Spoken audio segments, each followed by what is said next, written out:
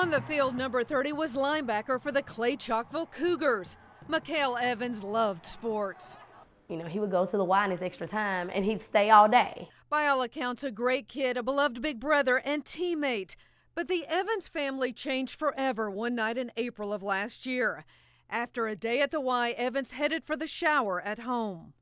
I heard a noise. Initially, I thought they had let something fall, so I said, "What are y'all doing?" And I heard a second noise, and his sister went toward the bathroom and came to get me and said, "I think something's wrong."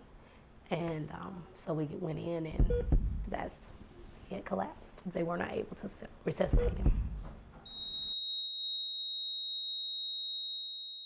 The autopsy showed an enlarged heart with a genetic component. But I just wonder, was there something that he was not mentioning? I know they want to keep going sometimes, but it's important to let you know if there is something else, and I just won't ever know that.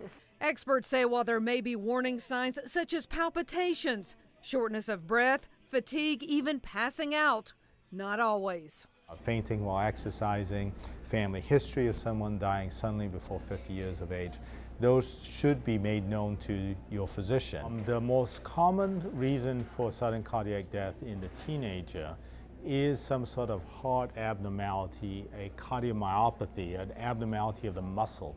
These AEDs are now standard equipment in Alabama public schools.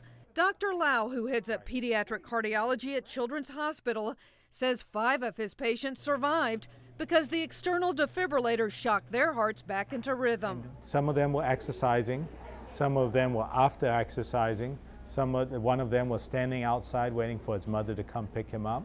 One of them was sitting in her class and clunked over and had to be resuscitated. Birmingham Southern athletes get more than a physical. These mini EKGs look for heart problems. And in South Alabama, a nonprofit tests high school athletes. The program was started by a mother whose triathlete son nearly died of sudden cardiac arrest. One of the issues that I have with EKG testing is there's an emphasis on testing the athletes.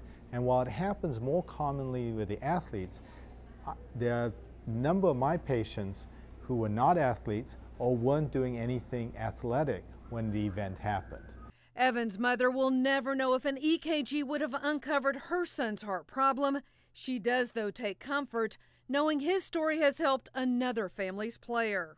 You know, it won't bring Mekail back, but if his story can help someone else, then, you know, I'm glad of that.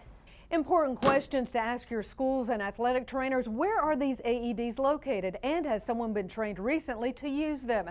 You've got just 3 minutes in an emergency to get the blood flowing again. Cynthia Gould, ABC 3340.